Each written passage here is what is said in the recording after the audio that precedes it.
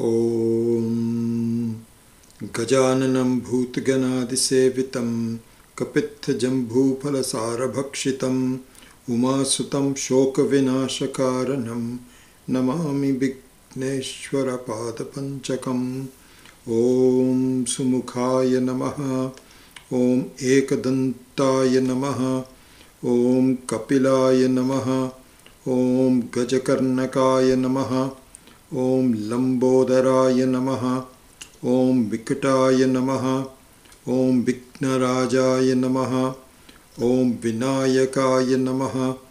ॐ धूमकेतवे नमः। ॐ गणाध्यक्षाय नमः। ॐ फालचन्द्राय नमः। ॐ गजाननाय नमः। ॐ वक्रतुण्डाय नमः। ॐ शूर्पकर्णाय नमः। ॐ हेरम्भाय नमः। ॐ स्कन्दपूर्वजाय नमः।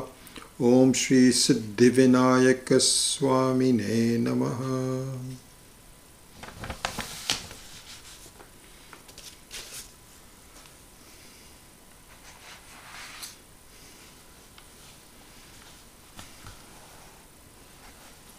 ॐ स्फटिकरजतवर्णं मौक्तकीमक्षमालाम् अमृतकलशविद्यां ज्ञानमुद्रां कराग्रे ददतमुर्गकक्षं चन्द्रचूडं त्रिनेत्रं विधृतविविधभूषं दक्षिणामूर्तमीडे।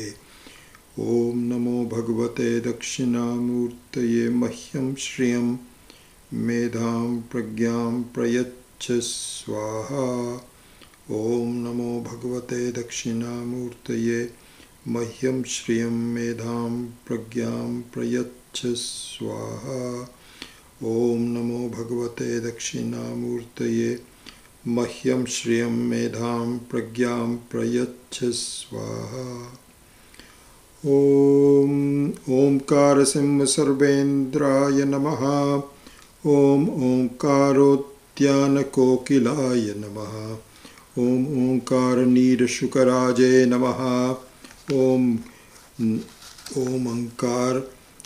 ओंकारारण्यकुञ्जराय नमः। ॐ नगराजसुताजानये नमः। ॐ नगराजनिजालयाय नमः। ॐ नवमाणिक्यमालाढ्याय नमः। ॐ नवचन्द्रशिखामणये नमः। ॐ नन्दितशेषं मौनीन्द्राय नमः। ॐ नन्दीशादिमदेशिकाय नमः।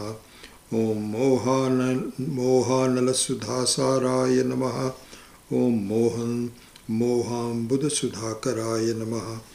ॐ मोहान्धकारतरणये नमः। ॐ मोहोत्पलनभोमनये नमः। ॐ भक्तज्ञानाब्धिशीतांशवे नमः। ॐ भक्ताज्ञानतृणालयाय नमः। ॐ भक्ताम्बोजसहस्रांशवे नमः। ॐ भक्तकेकिघनाघनाय नमः। ॐ भक्तकैरवराकेन्दवे नमः। ॐ भक्तकोकिदिवाकराय नमः। ॐ गजाननादिसम्पूज्याय नमः। ॐ गजचर्मोज्ज्वलाकृतये नमः।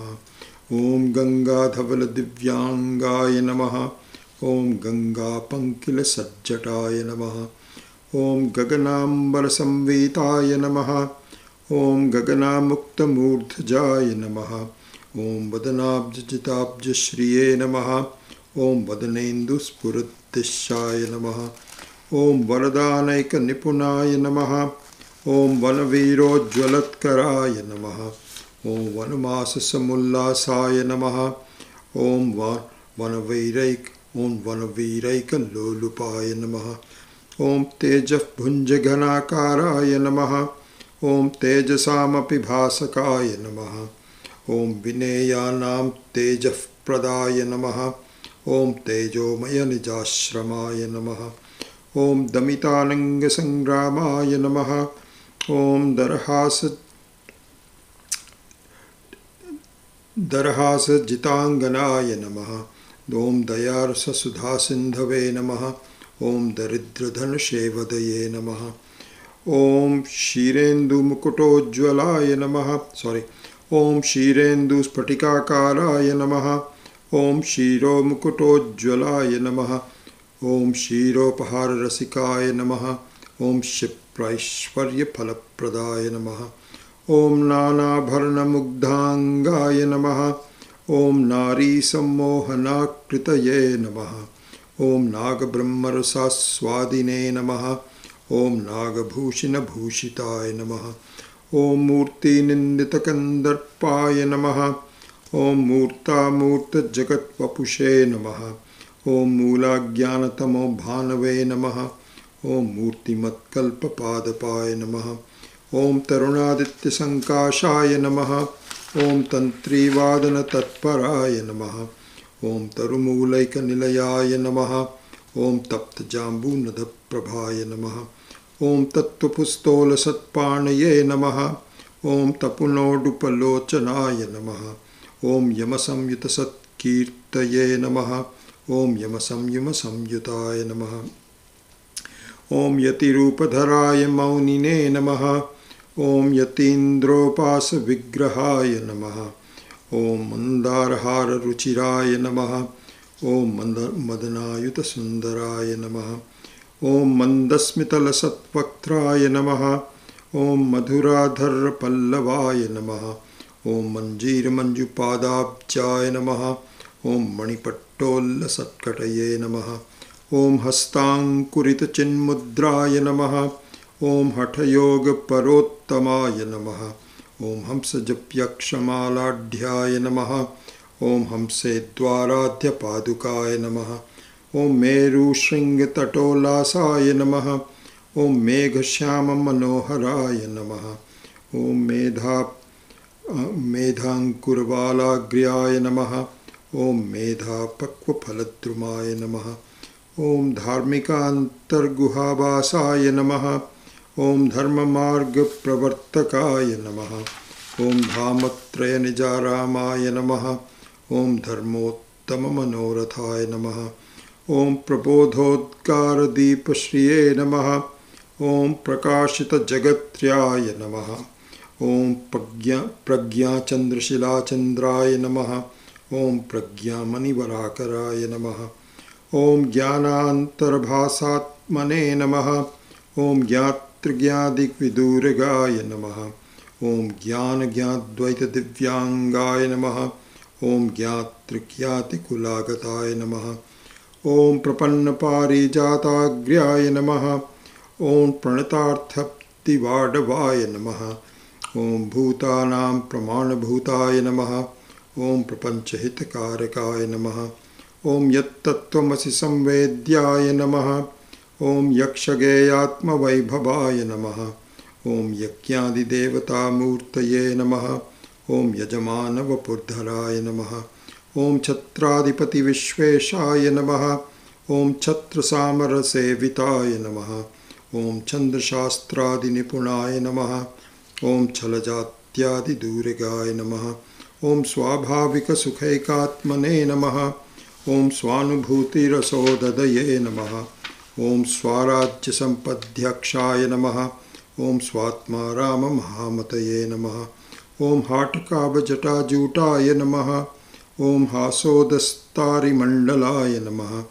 ॐ हालाहलोज्ज्वलग्गलाय नमः। ॐ हार्दग्रन्थिविमोचकाय नमः। ॐ श्रीदयानन्दसद्गुरवे नमः। ॐ श्रीमहेशानन्दसद्गुरवे नमः।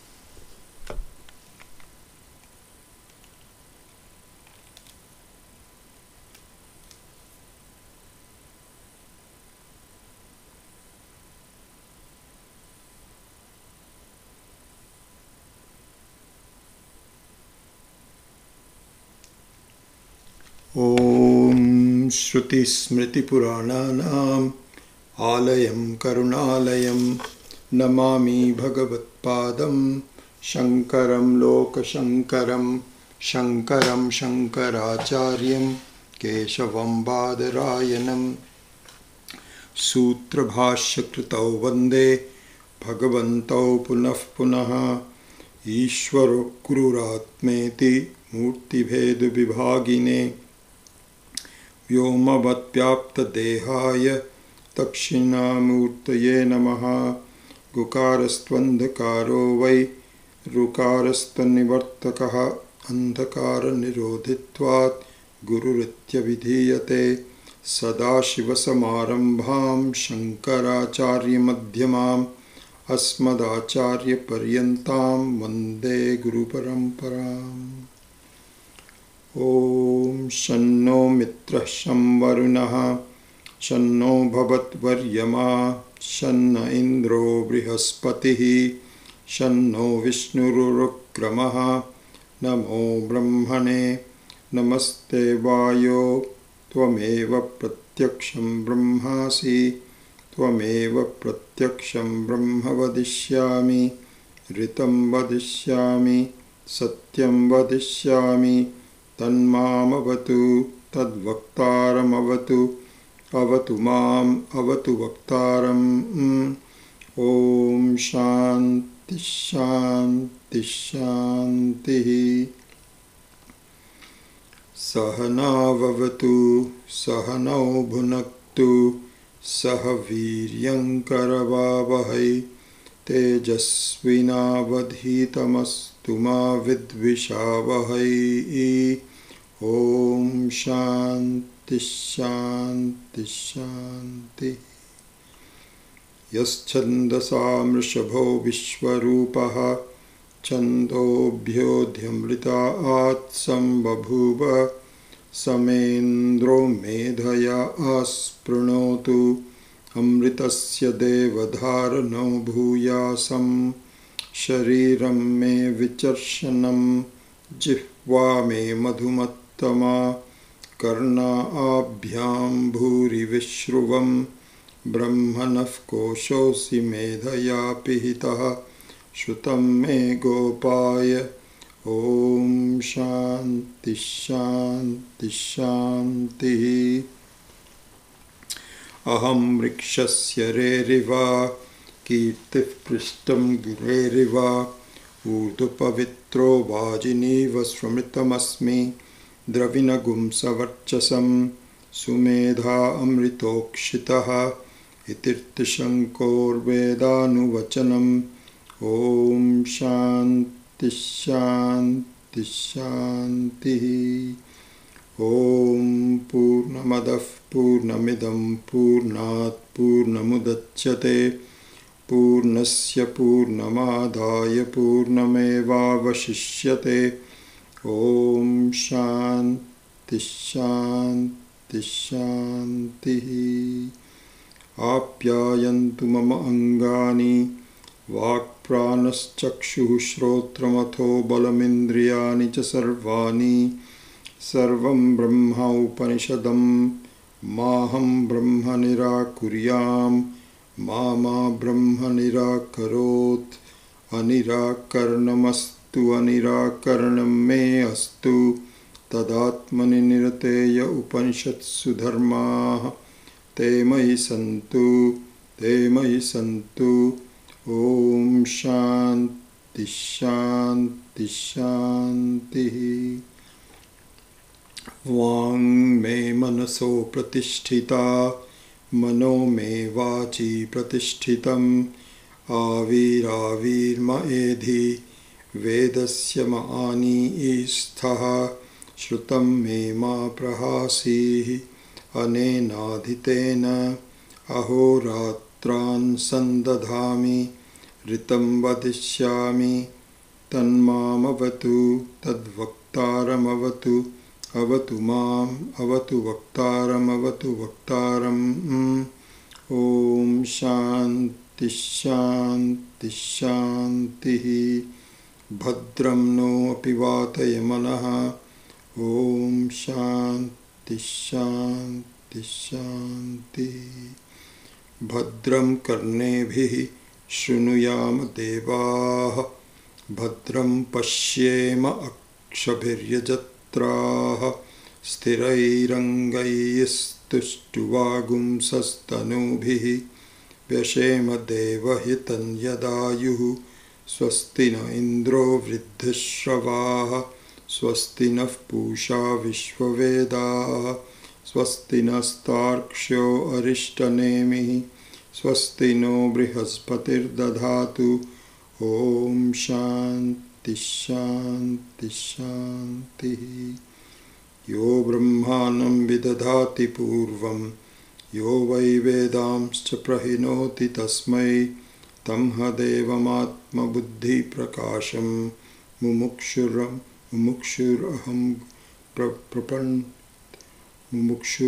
prapadye. Om Shanti Shanti Shanti. Namaste. Let us start today's class. I was thinking that we had set up a objective to go over Swami Tattvavedanandaji's explanation of the 108 names of Dakshinamurti, and somewhere along the line we dropped it. We didn't quite finish it, and part of the reason was that I think we didn't have enough time. We were doing meditation one week and chanting the next week, and there are 108 names, and each one of them takes quite a while to explain. So we kind of fell behind. What I'm thinking is that we will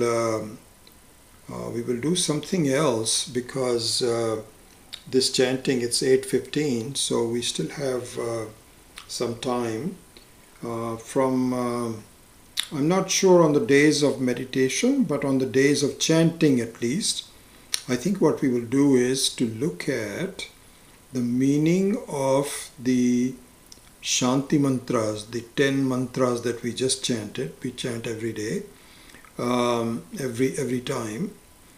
We will see the meaning of them by the explanation of both Swami Maheshanandji and Swami Dayanandji, and I've also been reading some other commentaries on it, and so that will be good. We won't have to go through every word in great detail, but you should get a sense of each of the 10 mantras, what is the purpose of it, and how it protects us. And I think that won't take as much time as doing 108 names. So that thought occurred to me that maybe we should do that. So from next time on, in the little bit of more time remaining before we actually start the class, we will do that. Okay. So as you know, we are doing the last of the chapter 4 of the Karika. And one thing to keep in mind as we do this is that you will see some thoughts given in the Vedas that appear to be contradictory to itself. Like, for example, it says that we talk about creation, especially in the Purusha Suktam. We are going to look at how the Jagat, how the whole world was created by Ishvara. And even elsewhere in the Taittiriya Upanishad, it says that from Atma then Akasha was born, and from Akasha then Vayu was born, etc. In Chandogya Upanishad also there is considerable discussion about creation. And then we come to the Karika, which goes at some distance and some effort to prove that there really is no creation. There apparently a contradiction between them. And if you look at the sampradaya of the Advaita Vedanta, starting with Gaudapadaji and then Shankaracharya and so on and so forth, what you find is in this explanation, this sampradaya, is that there is no real contradiction. It appears to be a contradiction, but it isn't. How How is it not a contradiction? Because it goes to prove in a variety of ways, including the bhashya on the Bhagavad Gita and the bhashyas on the various Upanishads, that what appears to be a contradiction to one person is in fact a method for the Vedas to make sure that you are ready at the various stages. In other words, it is not a contradiction in a single point in time, but it points to our eligibility of understanding. That's what it is. So the entire Vedas, for same thing is true, the same contradiction is true in the apparent differences between Karma Kanda and Jnana Kanda. So the Karma Kanda is totally different in the sense that it assumes that you are a limited person. It addresses a jiva who wants to either improve the life in this life or to improve the life in the next life. And it says, okay, if that's what you want to do, let me tell you how to do that. You have a lot of technical things that you have to do. You have to do puja, you have to do vidhis, you have to do yajna, and etc. And sure, it's a very serious thing. It takes up 99% of the Vedas, maybe not 99%, a bit less than that. But anyway, majority of the Vedas is devoted very consciously towards taking the jiva to be a limited individual and then saying, okay, here's what you need to do. And then it talks about jnanam, which says you are not even a limited individual at all. Please try to understand it. Contradiction. But in the Sampradaya it says this is not a contradiction, because what it Vedas recognizes has several different aspects to this. So just look at this part of it. The Vedas don't think that this one life is the only one you're going to live. This is a huge continuation. And at some point in time, you will resolve it and you won't have to be born again. But it is not a problem that you have created in a single day. This has been going on for a long time, and through karma and through vasanas and more karma and etc., etc. This is a huge thing that takes, and it's not going to be solved in a single day. Not going to be solved. And sometimes, we become disappointed that, gee, I've been studying Vedanta for so long, I have not seen, I still don't see myself as a free individual. And is there something wrong with Vedanta? Or is there something wrong with me? Or you become impatient in one way or the other. The fact of the matter is, the Vedas say, please give yourself a break. Nothing is wrong, it is all according to plan, but gradually move to a degree of maturity. And it may not happen in this life. For you to say, this is it, I've got to do this in this life. And if not, then all is lost and I don't know where I'm going to be in my next life, or whether even I will have a next life. Unfortunately, many people think that. But even if you don't, you can't wait until next life. You just want to do everything. That may not be realistic. The more important thing is that you dedicate yourself to the method of resolving this confusion. Follow the path and you will get there. When you get there, Ishvara will know. When the blessings will come, when you are ready, then this will happen. So therefore, it is not a contradiction. It is simply an instruction at the given stage of one's evolvement. So at one point in time, I am not ready to, I want the support of the Shastra, I want the support of Ishvara, and I am ready to do as it is. Before that, I was knocking around not knowing what was happening, and now that I've discovered spirituality, I'm ready to do something. But not to the point yet where I can see myself as a completely free person. It will take a while. It's all available, and at some point in time you will say, enough is enough, I want to really know what's going on.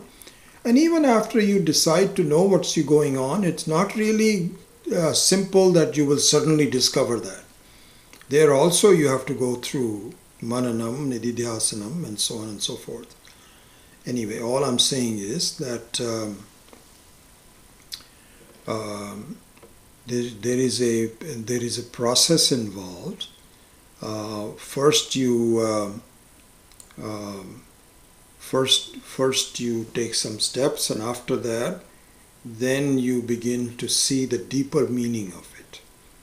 So here in the Karika, this is very well explained. Karika is that's why I'm also discovering what a beautiful structure of the teaching it is.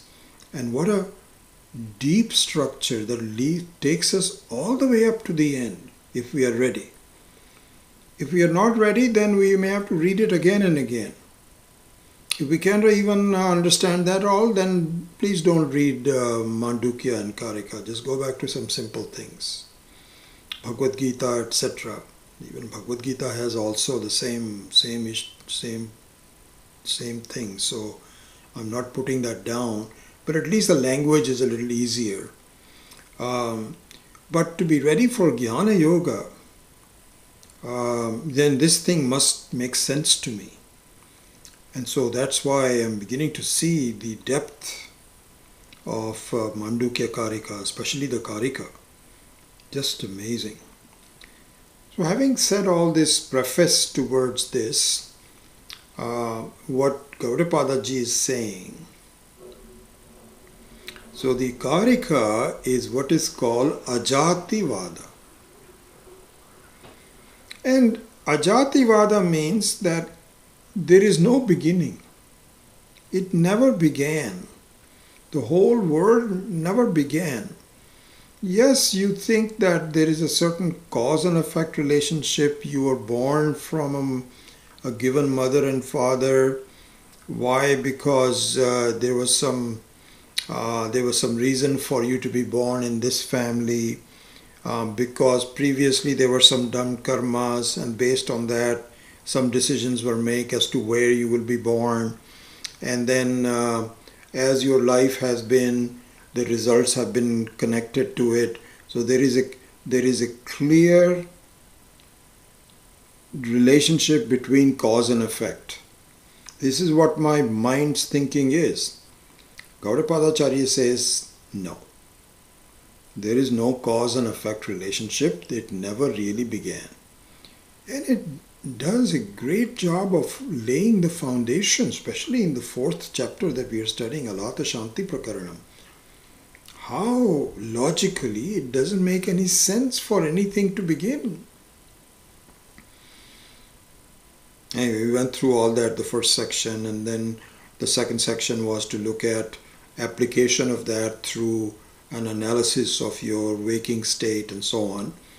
Now in the third section, which is Alata Shanti Prakaranam, this model that this is no beginning, no ending, is being given a beautiful form in the form of an example, which is Alata Shanti being twirled around in a dark room. And so this is like an incense stick. That is the best way to visualize it. Alata Shanti actually meant in the old days a stick with a cloth in the end which is dipped in oil and which is lighted, and it allows the light to stay so that you can actually see where you're going at night time. But the modern example is that it is just an incense stick, and we have all done that when we were young. The older kids will wow the younger kids to say, okay, you want to see some funny things? Okay, close the light. And so you shut the light off, and then you twirl this and you make beautiful patterns. And the younger kid will say, how'd you do that? Oh, let me do it. This is amazing. He takes that example towards our life, that listen, our life, our experiences are exactly like that. And so this is the, what the implication of that, we will see today also. But this is now a higher level teaching where it shows through examples that to have a cause and effect relationship, etc., etc., it doesn't make any sense. Think of it logically and apply it to your life and learn from it. Beautiful, very advanced, very it's almost like the pinnacle of the Vedantic teaching. That's why I'm beginning to see why it is respected so much. Anyway, so what we had done last week was verses number 47 and 48. Right?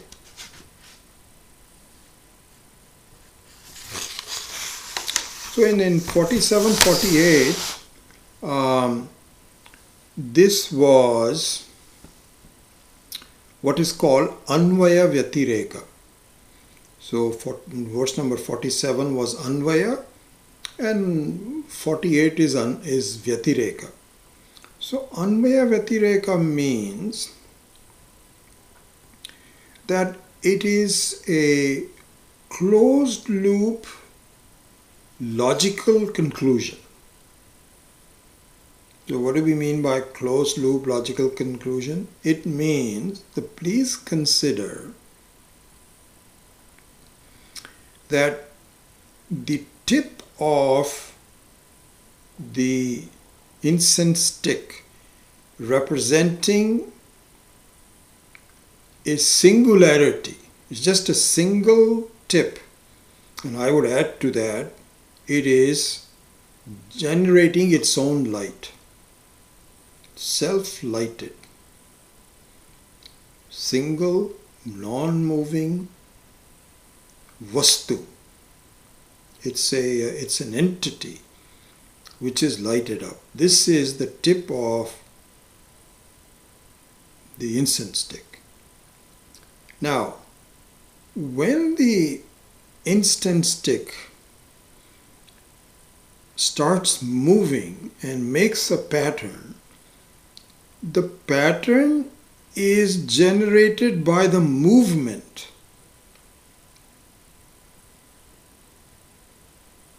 It's not as though it appears actually, this is interesting to see, it appears that there are multiple tips. See, this is the trick of doing it very quickly. In fact, if you do the twirling of the stick very slowly, there's no pattern. There's no pattern. But Ishvara has given us a refresh rate of our eyes. And the same thing is true for seeing a movie.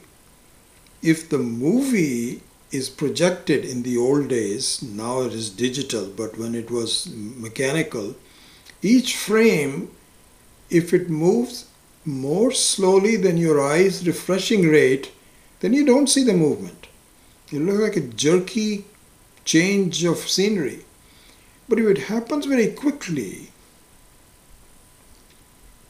so this is the Anvaya. Anvaya means that the quickness of the twirling creates the pattern. The quickness of it. There's no duality, there's no multiplicity. It's not like it has multiple tips. It's just tip remaining the same, but there is an appearance of the tip going at various places, making a circle or an 8 or some other figure. And so, so this is the Anvaya. The Vyatireka is that if you stop the twirling, it disappears.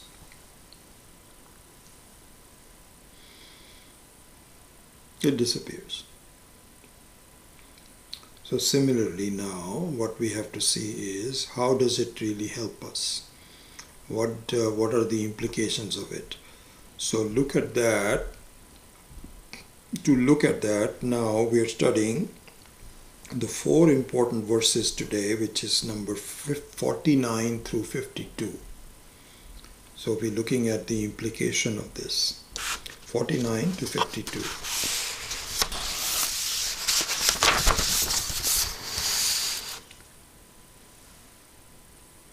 I'm wondering if it is. It might be good to just chant it.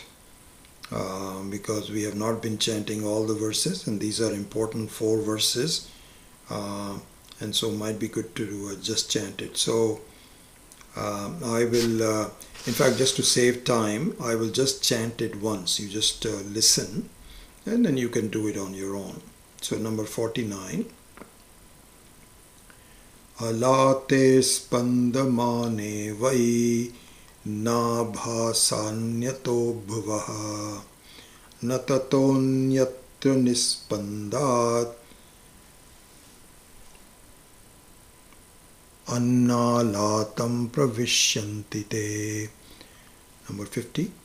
Na nirgata alatate dravyatva bhava yogataha vigyane pitathaive syuhu abhasasya avisheshataha abhasasya visheshataha. 51. Vigyane spandamane vai nabhasanyato bhuvaha na tatonyatra nispandat na vigyanam vishantite. Number 52. Na nirgataste vigyanat dravyatva bhava yogataha karyakarnata bhavat yato chintya sadaivate. Anyway, those are the 4 verses. So let's look into the meaning of them and the implication of them.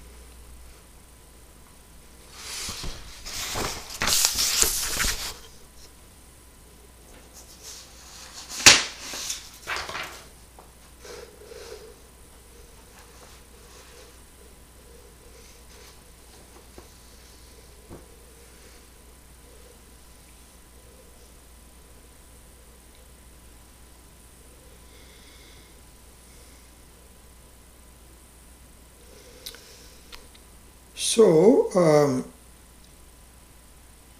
now we begin to analyze this example of the Alata Shanti and draw some conclusions from it towards our own life, which is and it's done in the form of 4 questions that Gaudapada ji poses. 4 questions that we need to ponder over, and he provides the answer for them also. So question number 1 is, do the patterns come out of the incense stick, the tip of the incense stick? Let's call it the firebrand. This is the name that Swami Paramarthananda has given. It's a good name. I've also seen it before. So let's say the tip of the stick is called firebrand. And so the first question is, do the patterns come out of the firebrand? Number 2, or do the patterns come from outside the firebrand? Do they come from the firebrand, or are they coming from outside the firebrand? 2 questions. Then the third one and the fourth one is, when the firebrand comes to rest, where do the patterns go? Do they go inside the firebrand, or they go outside the firebrand? These are the 4 questions. Where did they come from, and where did they disappear? This we have to see.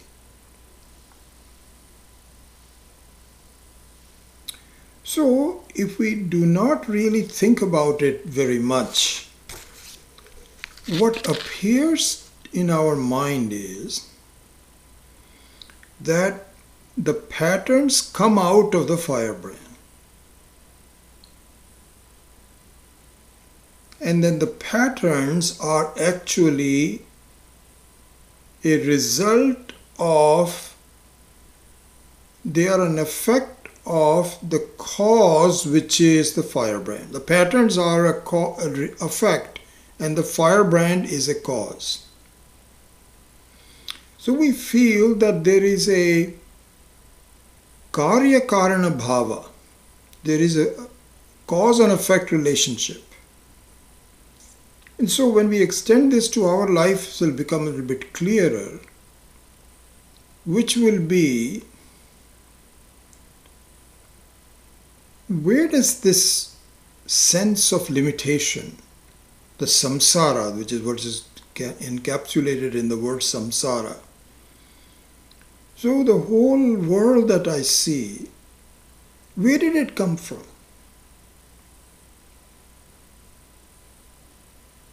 Was that originated from me?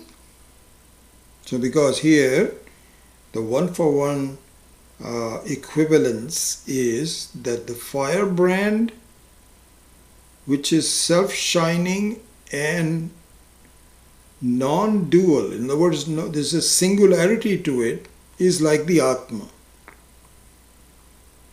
And the world as I see them, which is a continuous moving pattern, complex but moving. So this is the word Jagat. The Sanskrit word Jagat is a very beautiful word that describes my life's experiences. Because the word Jagat is encapsulated by the word Jayate Gacchati.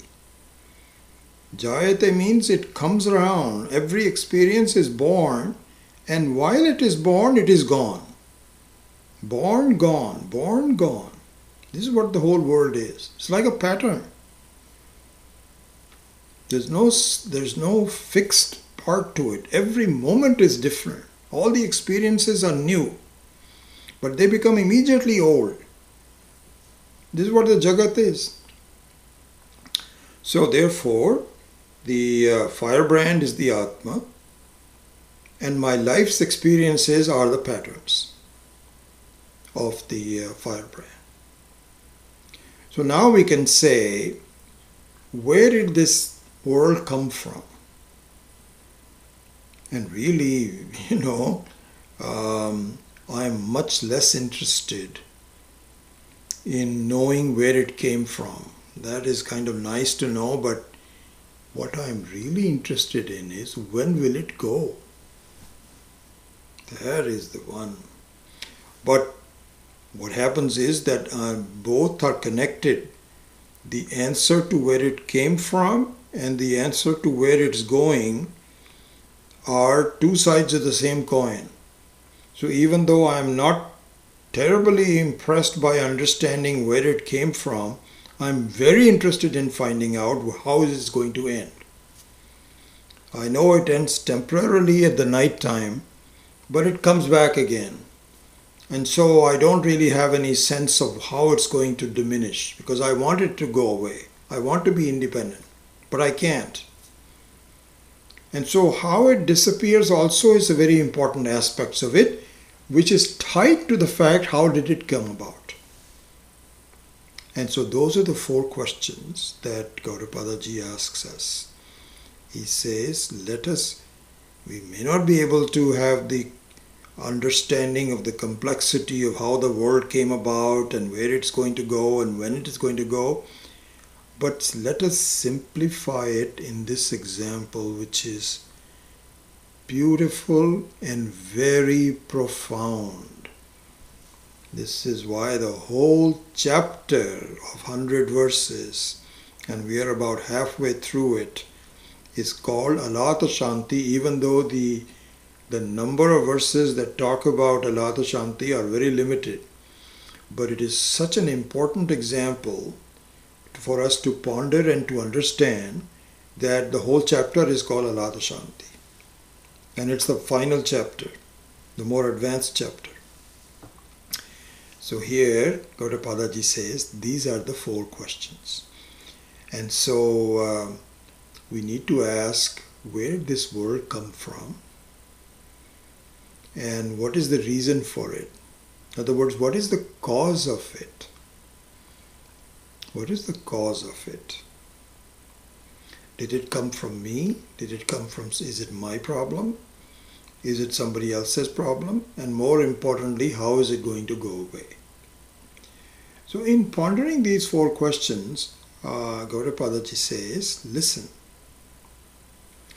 First of all, if your conclusion, which is very natural, if your conclusion is that the pattern came out of the firebrand, you are wrong. There is no cause-effect relationship between the pattern and the firebrand. Why not? Because for a relationship to occur, there must be 2 things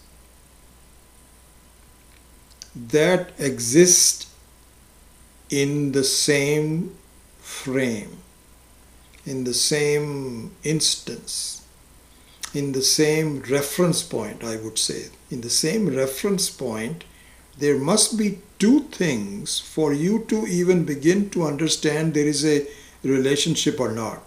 Like, for example, the birth of a child from a mother. So here now, there is a birth, amazing creation by Ishvara. How the singularity of the mother becomes the duality of the mother and the child. Something is born. After the birth, it's separated. So one can say, you'll say, you visit some babies in a hospital, they're all lying there in the newly born, and you'll say, who's the mother of this baby? Who's the cause of this baby? The effect is the baby, and the cause is the mother. This is reasonable, this is sensible, this is rational, because there are 2 things involved. Okay? Now, Gaudapadaji says that a pattern cannot be counted as a separate entity at all.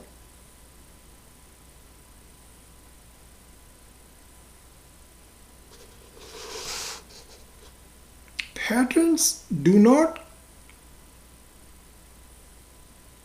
come out of the firebrand and exist independently like a child exists independently of the mother. Pattern is not a substance.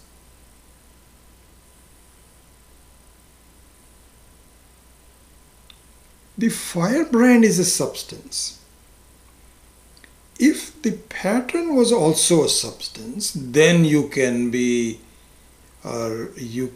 justified in saying, where did it come from? But it is not a substance, so it doesn't make any sense for you to It is really the same thing which is firebrand. Even when it is in every point of the pattern is nothing but a firebrand in vibration, apparent vibration. The firebrand itself doesn't vibrate, but it is made to vibrate, to move around very quickly, and it becomes a pattern. But when it does it create another substance? Is there any duality to it? You can't say that. At the same time, there is an appearance. There is an appearance, no doubt about it. We know that. Because some child you can argue with a child who's enjoying this and say, there's no such thing as a pattern. What are you seeing? The child says, what are you talking about? I'm enjoying it. In fact, this is what the creation of the Maya Shakti is all about. You cannot say that it is, because it is not a substance.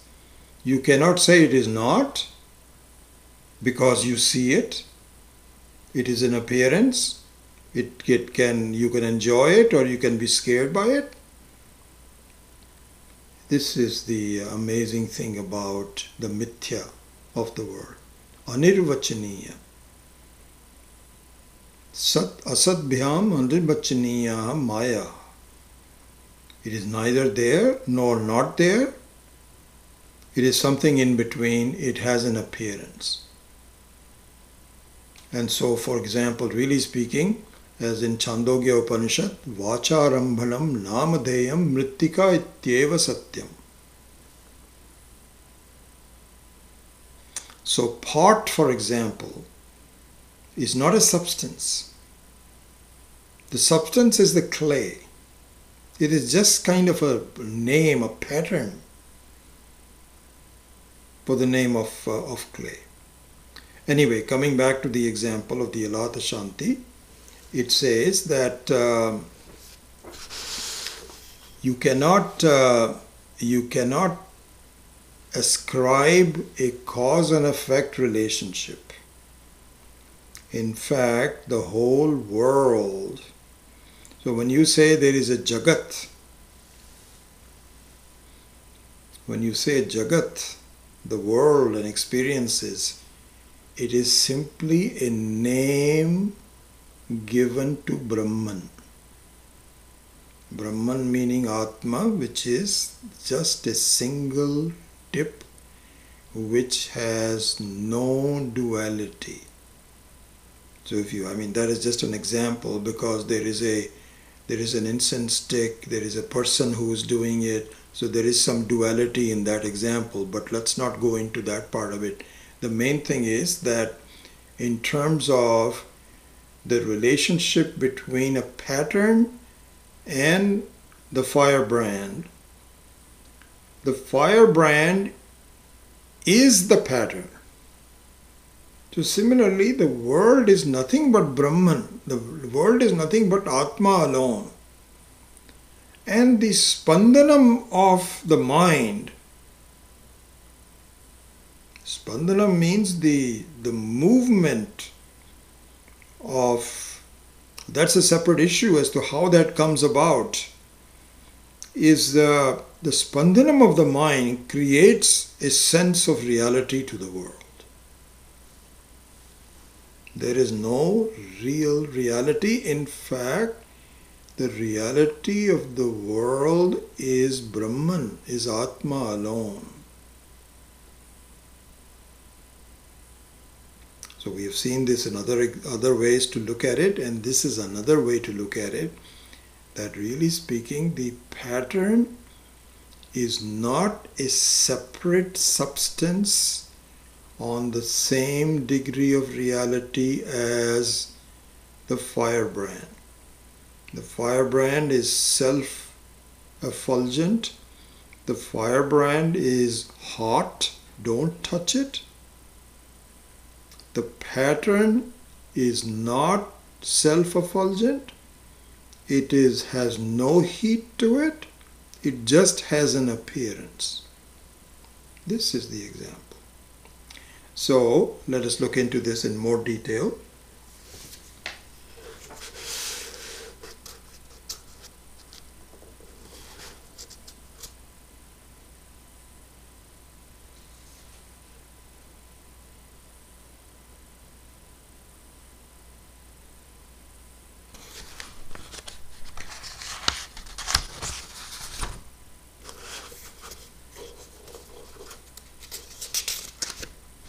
So now let's go back to the 4 verses and make sure that you can relate to this overall explanation verse by verse.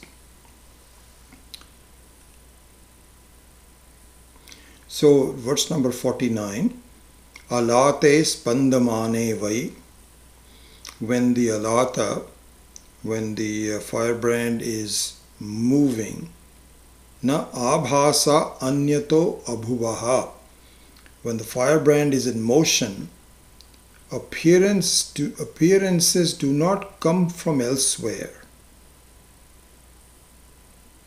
And so now we can start to relate this to our life. So the implications of this are that at a relative level, vyavaharika level, there is a cause and effect relationship. Yeah, that's for true. At the vyavaharika level, transactional level, there is a cause and effect relationship. Like for instance, suppose you have an accident, God forbid, and you are injured. So somebody says, how did it happen? So you can say the other person ran through a red light. He is the cause of my injury. I was doing everything well, but that person did, for some reason or the other, did not see the red light and ran into me. So that person is the cause of my problems. Now, if you keep on extending this, why were you going there? Why were you there to begin with? Well, I had some work to do. Why did you have to have a work at this? You can keep on doing this. So, from a transactional level, there is cause and effect relationship. But at the absolute level, you cannot extend it to say that there is any cause for it. It just happens.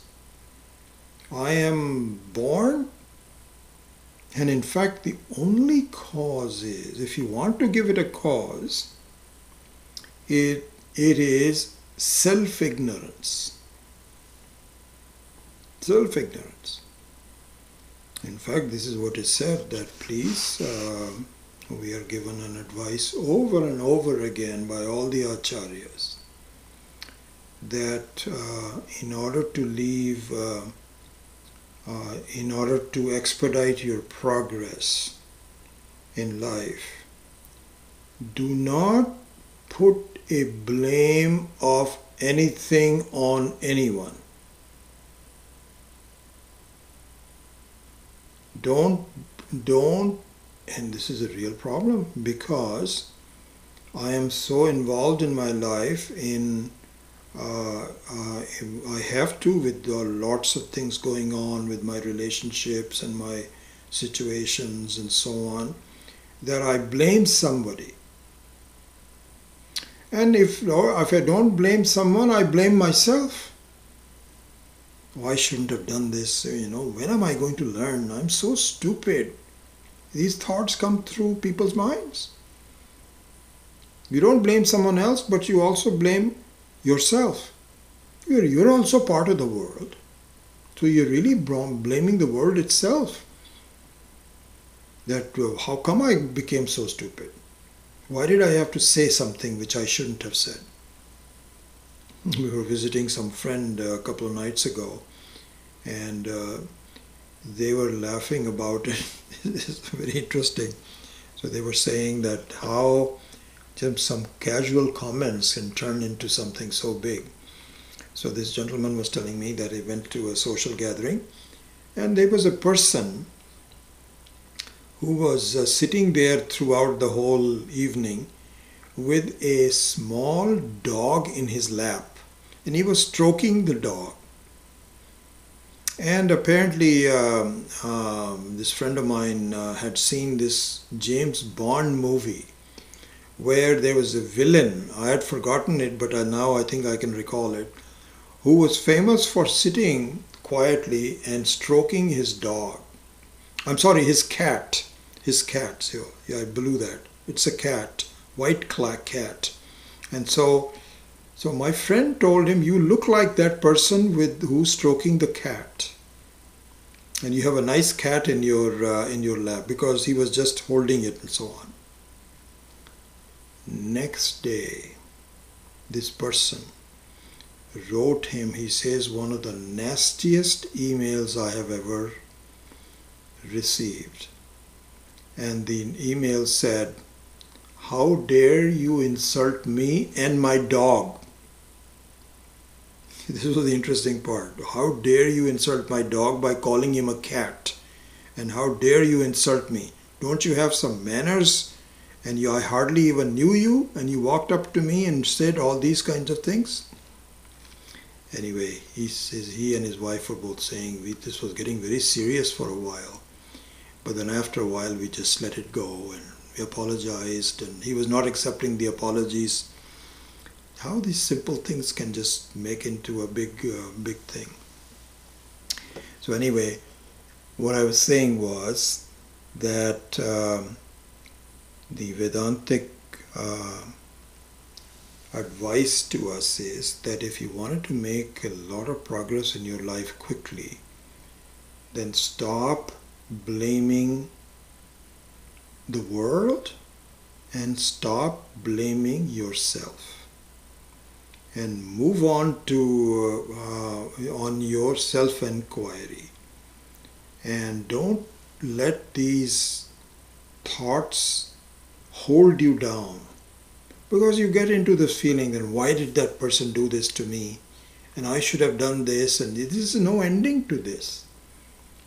Just do a prayer to Ishvara and say, I'm sorry if I made some mistakes and so on, but let me go on.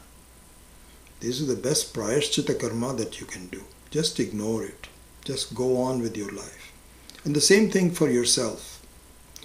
So what we say is that there is no cause and effect relation. That's what I'm saying here. This is what Gaudapada is saying. That there is really no cause and effect relationship. The pattern of your life is, if you want to call it, it is an ignorance about yourself. So remove the ignorance about yourself.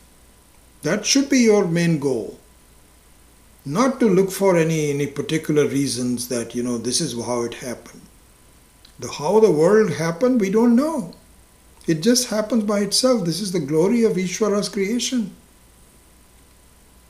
But the important thing is, how will it go? Anyway, I'll answer that question in a minute, but let's just complete these four verses. So that's number 49. When the firebrand is in motion, appearances do not come from elsewhere, nor do they go apart from that motionless firebrand. Nor do they enter the firebrand. They don't. Then number 50. Na nirgataha alatate dravyatva abhava yogataha vijnanepi tatha eva syuhu abhasasya visheshataha. They do not emerge out of the firebrand, since they do not have any substantiality. Dravyatva abhava yogataha. We went through that. It's not a separate substance. And this will be the same with respect to consciousness and because of the similarity of the appearance. Vijnanepi tatha eva syuhu abhasasya avisheshataha. That he says, look at this, your sense of the evaluation of the world is exactly like this. It is really just you yourself. So the whole world is not separate from the Atma. It is just an appearance of the Atma in motion. That's all. So just like the alata also is, the pattern is not a separate substance from the alata. Alata is the only vastu in there. And so you can say that all points of the pattern are nothing but alata alone. Anyway, so that's the thing. Then number 451. When the consciousness is in apparent motion, appearances do not come from elsewhere, nor do they go apart from that motionless, nor do they enter consciousness. And so here also one can say, this is also drawing conclusions from it, that your inquiry into where did I come from, my forefathers, what is in my DNA that makes me like this I am, and where am I going to go next, and what is going to happen to me in my next life. All those things at some point in time should be seen to be useless, not really pertinent to your inquiry of life. If you want to just do some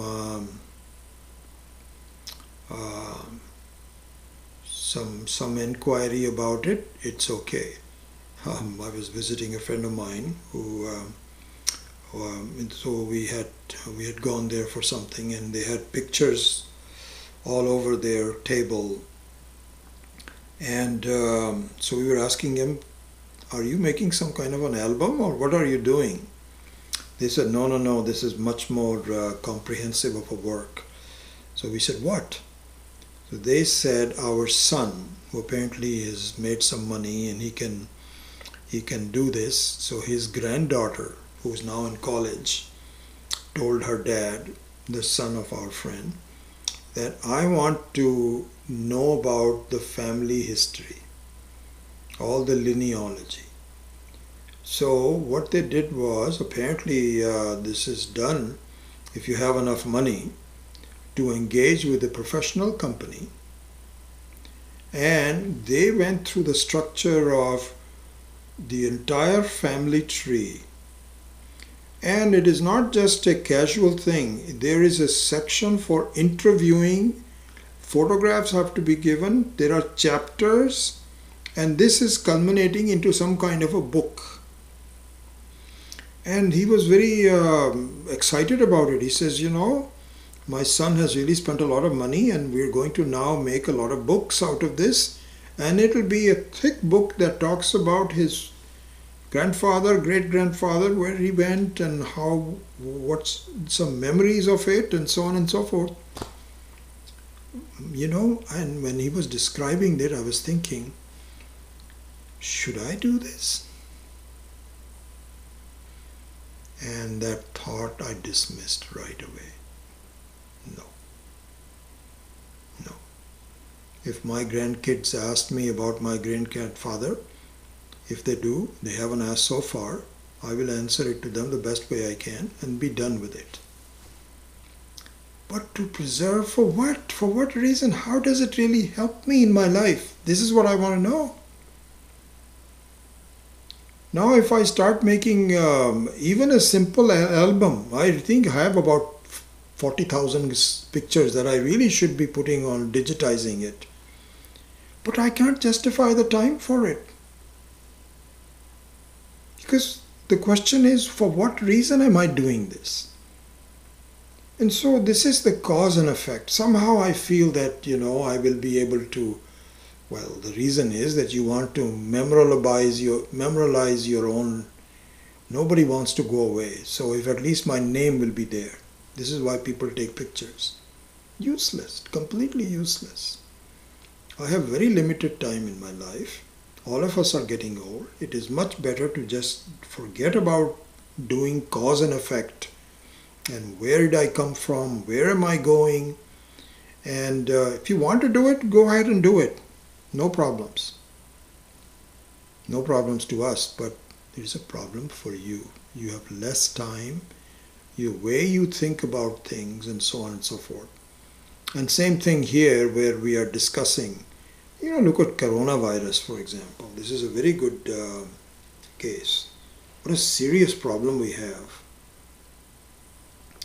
And we spend so much time in discussing what happened, how did it come about?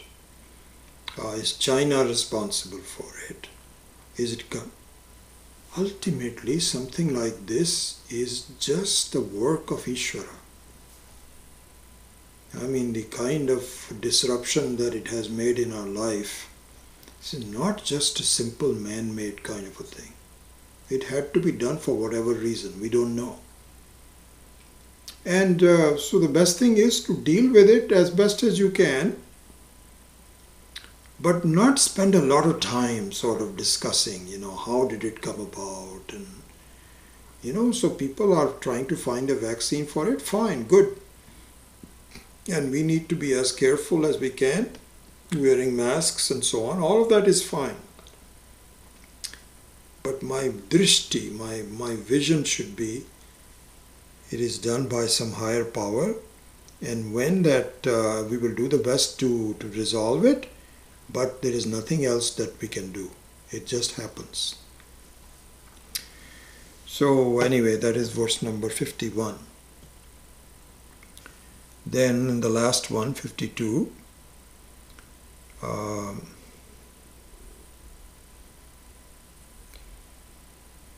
न निर्गताः ते विज्ञानात् द्रव्यत्व अभाव योगतः कार्यकारणता अभावात् yataha achintyaha sada evate. So they do not emerge out of consciousness since they do not have substantiality. Since they have no cause and effect relationship, they are always indefinable as they are unreal. Achintyaha. So achintyaha means, as we saw earlier, that the nature of mithya is chintarahita. They cannot be looked at very definitively.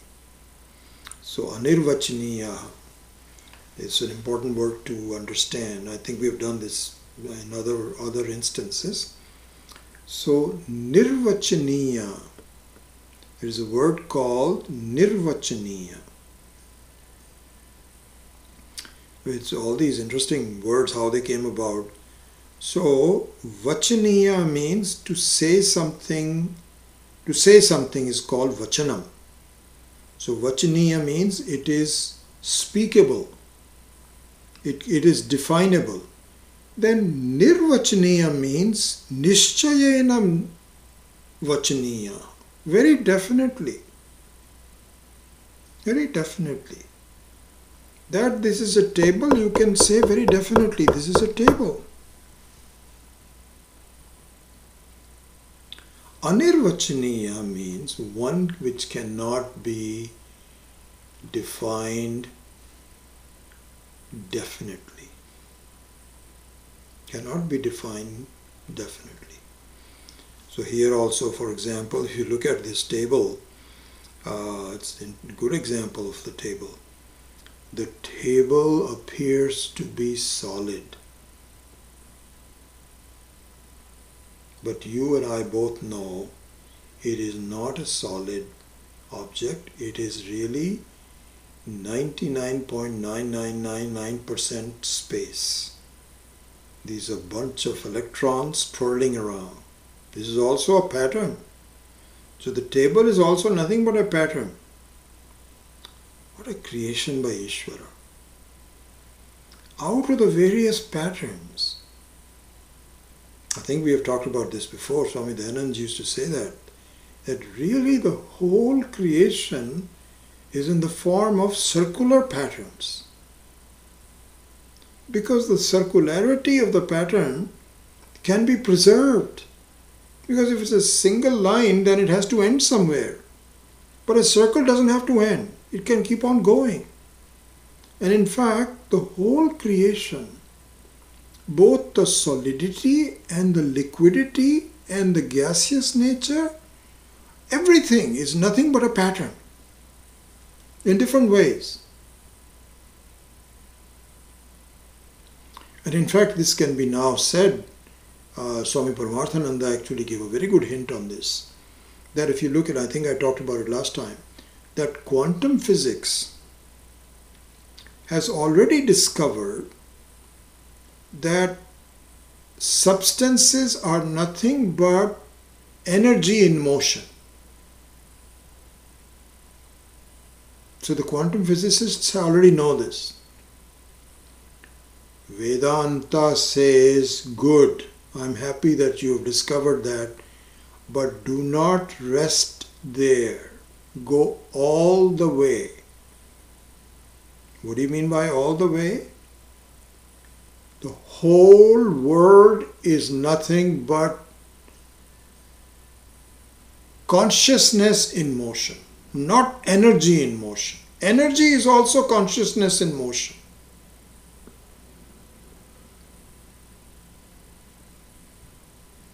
And so a table is a name, Vacharambanam Namadheyam.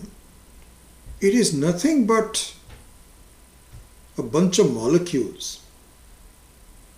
Okay, then molecules are the substance? No. The molecules are also a name given to a bunch of atoms. Alright, fine. Then, okay, let it be. But now atoms are the substance? No. Atoms are not a substance. Atomic structure also is a bunch of electrons moving around. Alright, fine. The electrons then should be a substance? No. It's a bunch of particles moving around. Fundamental particles. Strings. Alright, then the strings should be a substance? No. Because the string can only be possible if you are there.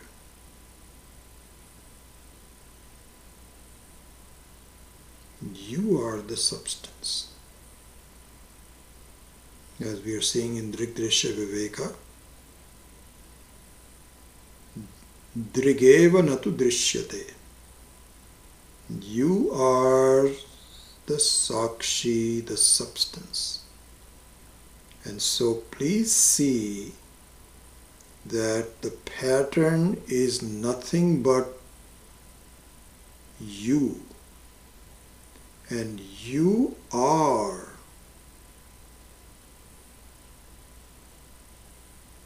You are. The isness of the pattern comes from you, who is the nature of isness. And the appearance of the pattern comes from you, the unchanging Chit. And the Anantam and Ananda is a different topic, so let's just look at Sat and Chit aspect of it.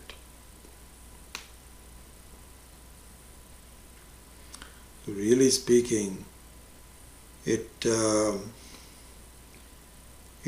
behooves us to stop inquiring into cause-effect relationships, blaming things and this, that or the other, and enjoy the appearance of the pattern of life. You may not enjoy it because the pattern may give you some problems, but you ignore the problems. The more you inquire into the real substance of this relationship, which is alata. Alata is the real substance. And enjoy the fact that the alata can create such patterns as though they exist. They never came out of it. They don't go back into it. While they are there, they are just an appearance. This is exactly what the world will be. So what should I do? What is the clear instruction? The clear instruction is not to analyze the world beyond a certain transactional necessity. Yes, that's a different thing. Through the prarabdha karma, you just deal with how it presents to you and so on a day-to-day basis. Not saying you should just close your eyes and just ignore everything while you can't anyway, because Ishvara will call you as soon as you become hungry. You can't. You cannot be. So that part is okay. Just deal with it. But instead of analyzing the world and blaming and so on and so forth, you see how you are always the same. You are the alata. And if you want to just inquire how the same thing becomes such a pattern, then look into that. It's how it happens through the Maya Shakti. But without it ever changing, it appears to have duality. This is the self-inquiry that should be done. If you are incapable of doing it, you should know what needs to be done. You may not be able to do it today, but this is the ultimate truth. Do not keep on looking for answers. There's no need to do that because you are already the whole. This is the advanced study of Vedanta. We're very fortunate that we are studying this. And it's very possible that what we would need to do is study it again until my mind is able to grasp it. And then the way forward is self-inquiry. Self-inquiry. And so that's what will have to be done. So these are the four questions that were asked.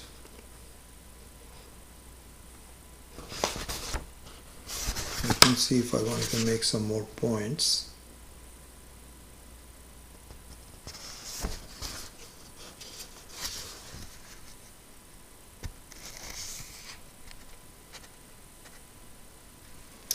Yeah, the only point that Swami Paramarthananda had added to this is that in the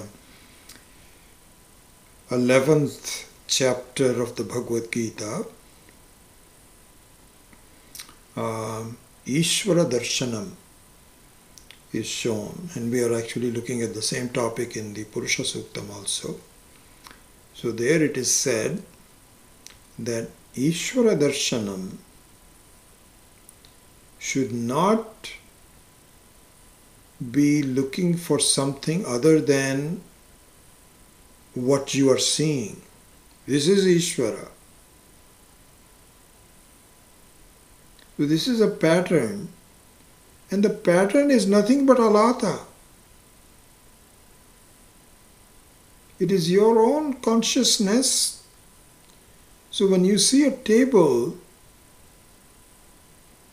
what you are seeing is not the table, but you're seeing the table consciousness. This is a reflection of consciousness in the form of a table. We'll talk about this in the Drigdrishya Viveka class for those of you that are in there. Chitchaya aveshatau buddhau.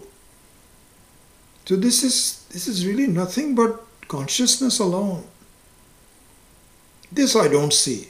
It looks like the table is separate from me. It's not. It's not a substance. It is just my own reflection. So in the 11th chapter of the Bhagavad Gita, it is said, Ishvara Darshanam. Here Swami Paramarthananda also makes a beautiful point. He says, for Ishvara Darshanam, don't close your eyes.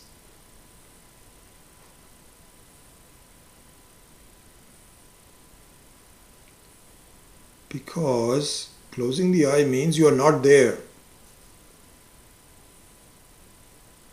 But it is an understanding that everything is nothing but Brahman alone. When you touch the table, you touch Brahman as the table.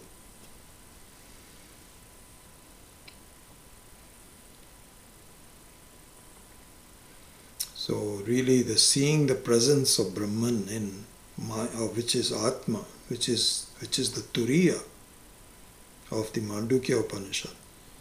So all stages of my roles, all stages of the roles, Jagrata Avastha, Swapna Avastha, etc., is nothing but Turiya alone.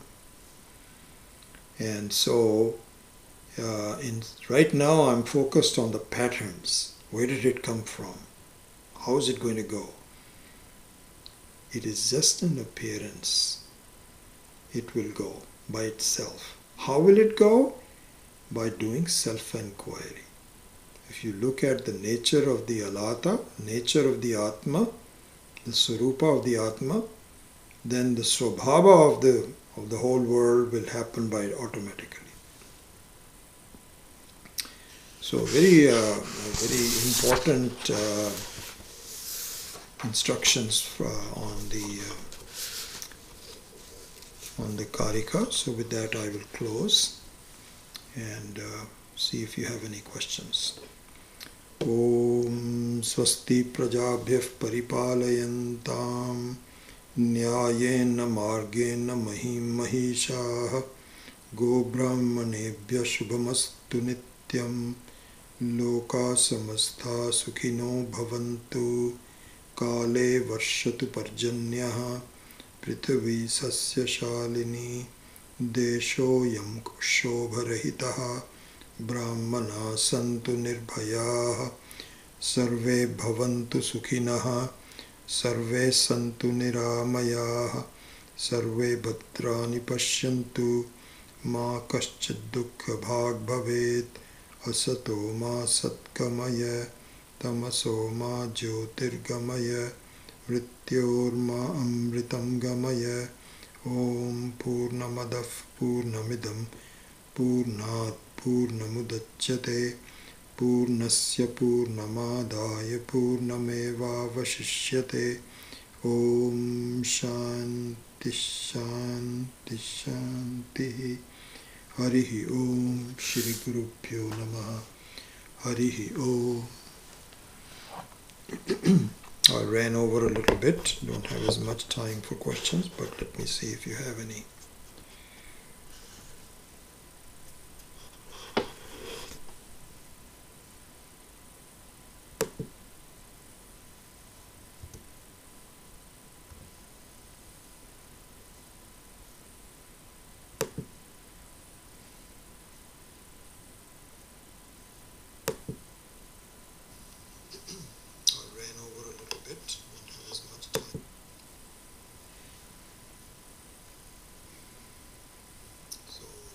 Seeing the presence of Brahman in which is Atma, which is the Turiya of the Mandukya Upanishad.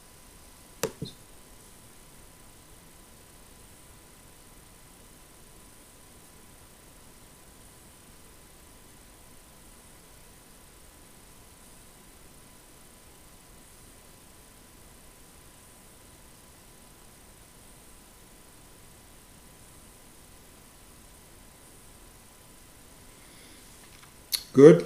Happy that you all came, and don't see any questions per se, so I will take your leave, take a little rest before the next class, and possibly see you tomorrow at the Guru Purnima day, but if you can't make it, that's okay too. All right, thanks. Bye-bye.